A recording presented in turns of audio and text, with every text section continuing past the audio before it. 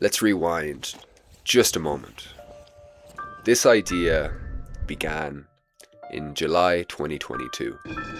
I had just completed the Tour de Mont Blanc solo in 5 days. I'd spent a week at the peripheral of the Mont Blanc Massif, and my mind was just open to the possibility of exploring more. I wasn't a climber by then. I didn't have any of the skills really necessary to climb Mont Blanc. And I'd witnessed storms, I'd witnessed hard weather systems hit the summit, and this sense of foreboding and intimidation sat with me. So I pushed the idea of climbing Mont Blanc away for many, many years. But those years passed. So this is my story about how I climbed Mont Blanc in a day.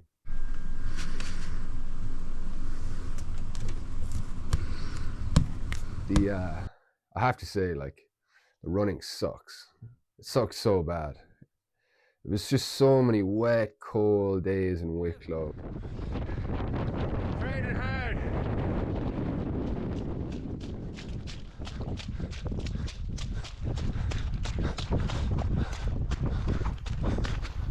I started to train for Mont Blanc in the winter of 2024. The Wicklow Mountains became something like my gym.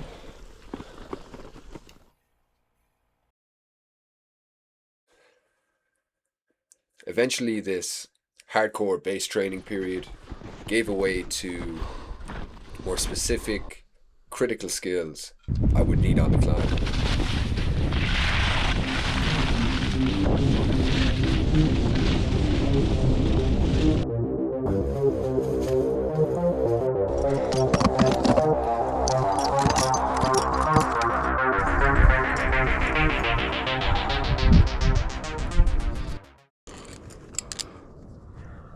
This was all fine and well to have the brawn, but I was shit scared of falling off, and I didn't feel ready.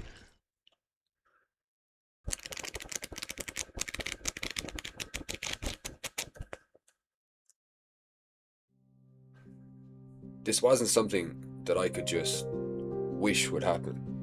There needed to be a strategy in place.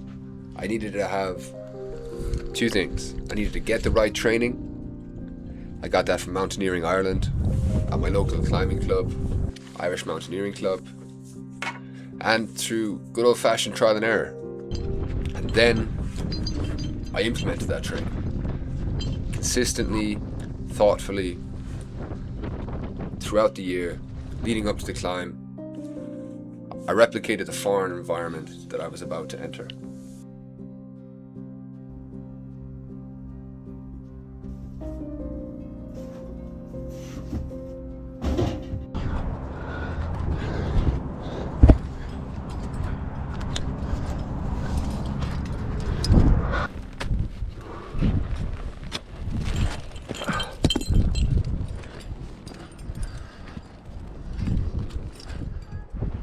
All that was left was to actually do it. I wasn't experienced. I don't come from the Chamonix area. I don't come from a mountainous area. I come from Ireland. And that's why I think this is such a significant achievement.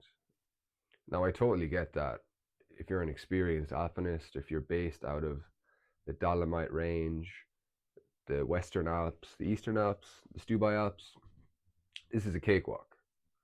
But in the context of an Irishman living at sea level, Mont Blanc in one day, it just seemed unfeasible.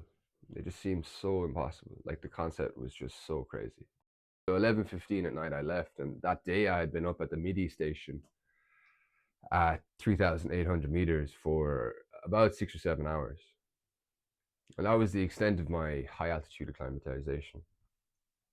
I left La Houche at 11:15 on the 15th of August 2025 at 9.4 kg of gear on my back, at 2,100 calories exactly. I had 2 liters of water, exactly. I had kind of scanned the possible, everything was in place. It was just up to me to execute the plan.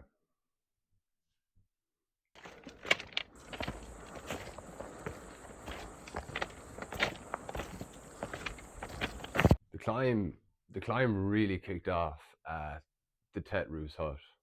But put my boots on and I hiked to the start of the Goutte couloir. All I could hear when I was walking up there was bloody stonefall, rockfall, like so much rockfall, just pop, pop, pop, pop. What I did was I waited at the edge of the Goutte couloir.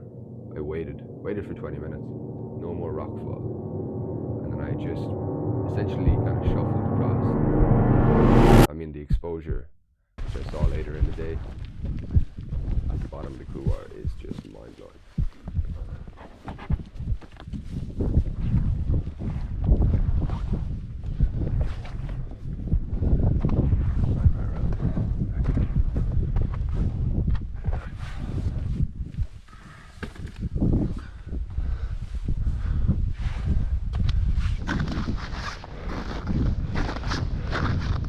An hour and a half later, I was topping out the top of the Goutte Ridge onto this beautiful scene.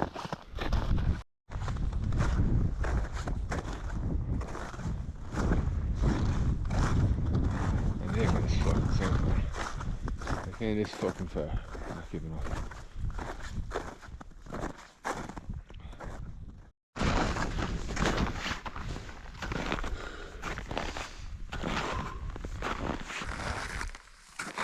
$4,100 now.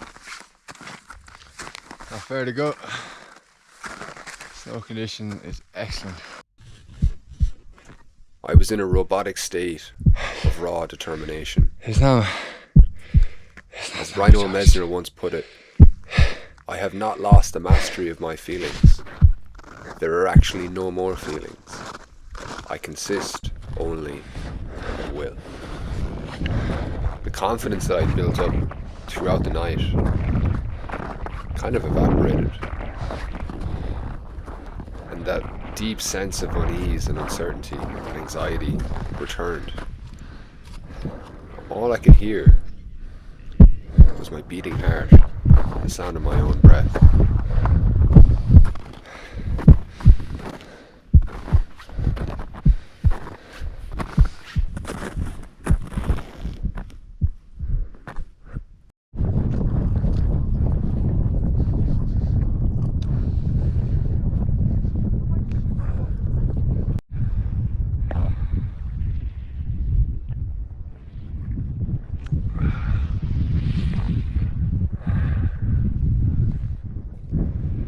Solo of Mont Blanc.